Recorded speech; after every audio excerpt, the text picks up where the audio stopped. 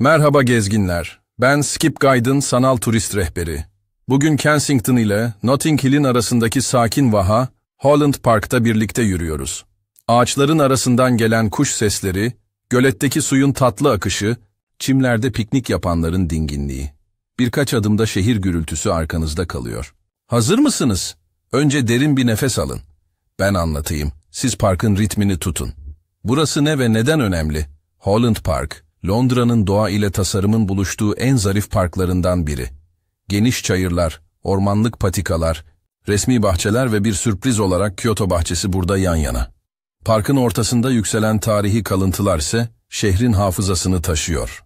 Kimi yerde bir opera sahnesi, kimi yerde bir kayık sesi, kimi yerde bir tavus kuşunun ağır adımları karşınıza çıkar. Doğanın sakinliği ile kültürün enerjisi aynı gün içinde hissedilir. Kısa ama güçlü bir tarih yolculuğu yapalım. Bir zamanlar burada görkemli Holland House yükseliyordu.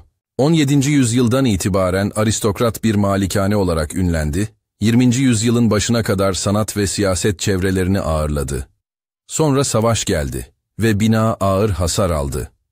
Bugün ayakta kalan kemerler, avlu ve teras, kalıntıları bir dönemin sohbetlerini fısıldar.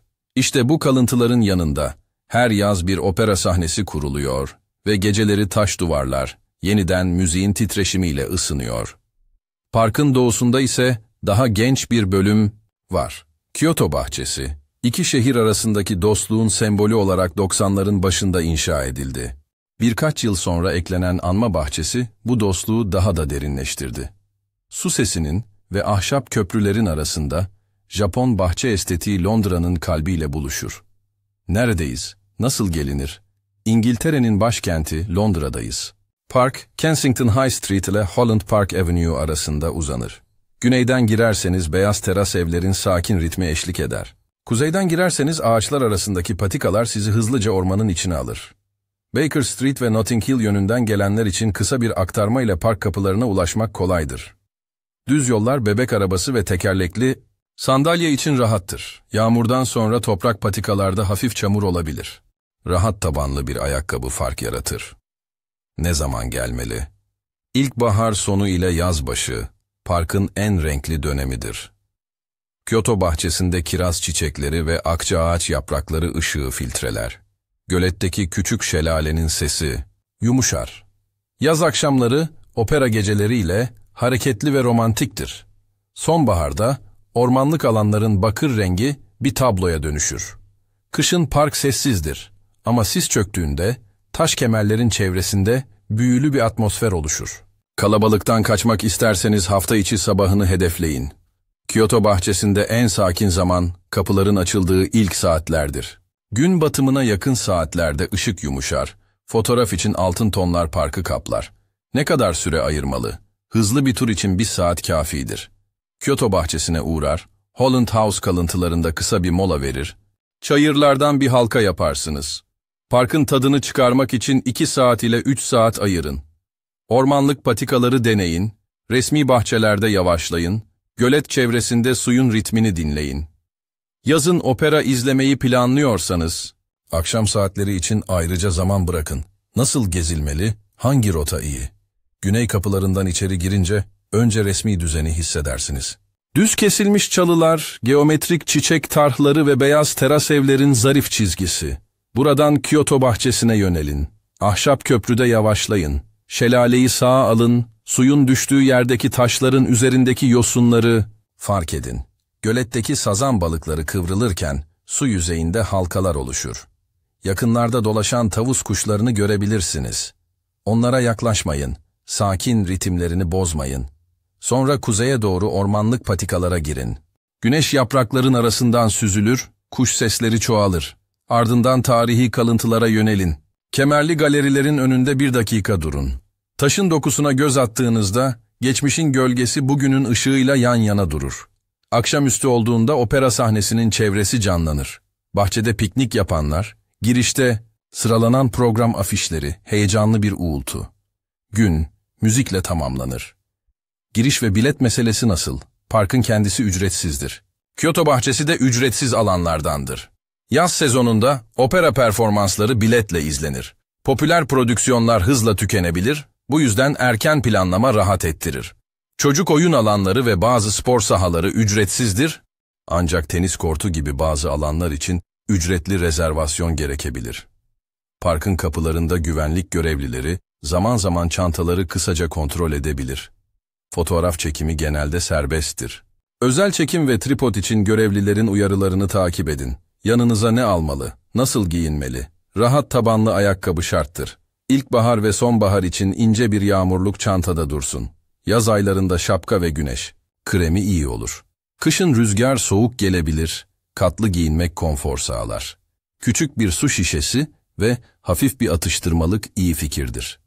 Parkta birkaç kafe ve büfe bulunur ama bir bankta oturup suyu dinleyerek yapılan kısa bir mola her şeye bedeldir. Nerede fotoğraf çekilir?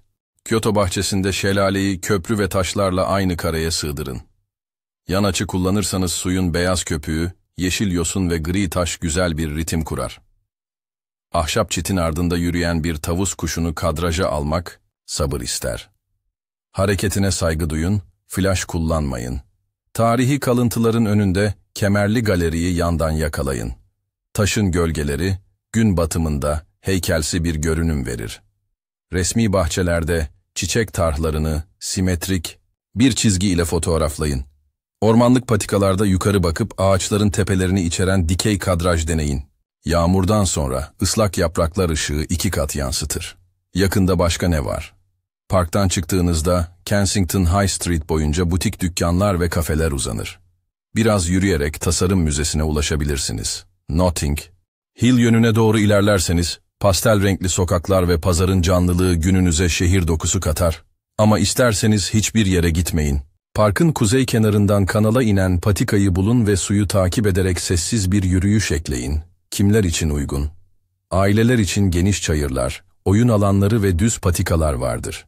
Çocuklar Kyoto bahçesinde suyun sesini ve küçük köprüyü çok sever. Yaşça büyük ziyaretçiler için dinlenme bankları boldur. Erişilebilirlik iyidir. Ana rotalarda rampalar ve sert zeminler bulunur. Fotoğraf meraklıları günün her saatinde farklı bir ışık yakalar. Romantik bir yürüyüş arayanlar gün batımını seçsin. Yalnız gezenler için ise ormanlık patikalardaki sessizlik, şehrin ortasında küçük bir inziva sunar. Parkın küçük incelikleri ve görmeden dönmeyin listesi. Resmi bahçelerin kenarındaki pergolada 1 dakika durun. Gölgedeki serinlik, yaz sıcağında ilaç gibidir. Ormanlık alanda bir sincap ile göz göze gelirseniz yerinizde kalın. O genelde meraklıdır, siz sakinsinizdir. Kyoto bahçesinde köprünün ortasında suyun sesi en net duyulur. Gözlerinizi kapatmadan dinleyin. Holland House kalıntılarında taş korkulukların üzerindeki oyma desenlere dikkat edin. Bu desenler, savaşın yıprattığı yüzeyde bile zarafetin kalabildiğini gösterir. Opera gecelerinde sahneye yaklaşmadan önce arkaya dönüp kalabalığın yüzüne bir bakın. Müzik başlamadan hemen önce herkesin nefesi aynı anda kısılır. Bu an parkın ruhudur. Güvenlik ve nezaket kuralları basittir. Vahşi hayvanları beslemeyin. Kuşlar ve balıklar için uygun olmayan yiyecekler suyu kirletir.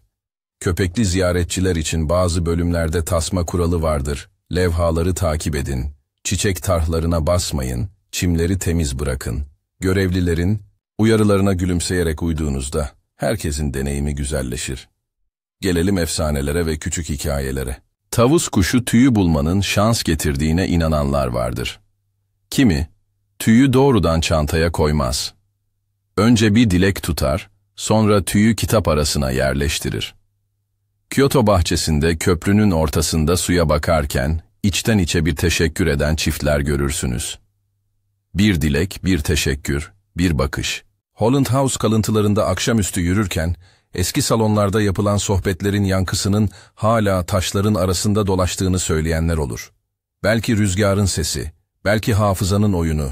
Opera gecelerinde ilk nota duyulduğunda, taş duvarların çok eskiden duyduğu bir melodiyi hatırlayıp, hafifçe titrediğine inananlar da var. Masal mı, gerçek mi? Bazen önemli olan bunun hangisi olduğu değil, sizin o an ne hissettiğinizdir. Burası neden görülmeli? Çünkü Holland Park bir günde 3 farklı Londra sunar. Resmi bahçelerin zarafeti, Ormanlık patikaların sakinliği ve kültürün canlı nefesi. Bir yanda taşın tarihi, bir yanda suyun sesi, bir yanda müziğin titreşimi. Bu karşıtlıklar bir araya geldiğinde şehir anlaşılır olur. Kendinize sorun. Büyük bir şehirde gerçek bir sükunet anını nerede bulursunuz? Cevabınız, bugün bu park olabilir. Kısa bir rota önerisi veriyorum. Güney kapıdan girin, resmi bahçelerde 5 dakika yavaşlayın. Kyoto bahçesinde köprü üzerinde suyu dinleyin. Ormanlık patikadan kuzeye yürüyüp bir halka yapın. Tarihi kalıntıların önünde 2 dakika durun. Gün batımına doğru çayırlarda oturup gökyüzünün tonlarını izleyin. Eğer yaz akşamıysa ve programınız uygunsa bir opera performansıyla günü tamamlayın. Son bir düşünce.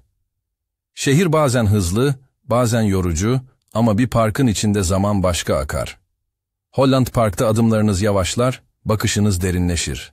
Siz de bu ritme uyduğunuzda küçük ayrıntılar büyük anlamlar taşır. Suyun sesi, taşın gölgesi, bir kuşun kanat çırpışı. Hepsi size şunu hatırlatır. Yola devam etmeden önce bir an durup teşekkür etmek iyidir. Ben Skip Guide'ın sanal turist rehberi. Eşlik ettiğiniz için teşekkür ederim. Anlatımı sevdiyseniz abone olmayı ve bildirimleri açmayı unutmayın. Şimdi düşünün. Bu parkın hangi köşesi sizin yeriniz olur? Köprünün üstü mü? Taş kemerlerin önü mü? Yoksa çayırda gökyüzüne baktığınız o sessiz nokta mı?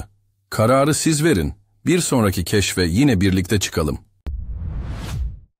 Bu şehre ait daha fazla görülecek yer, skipguide.com'daki haritada yer alıyor. Haritaya erişmek için QR kodunu tarayın ya da açıklamadaki bağlantıya tıklayın.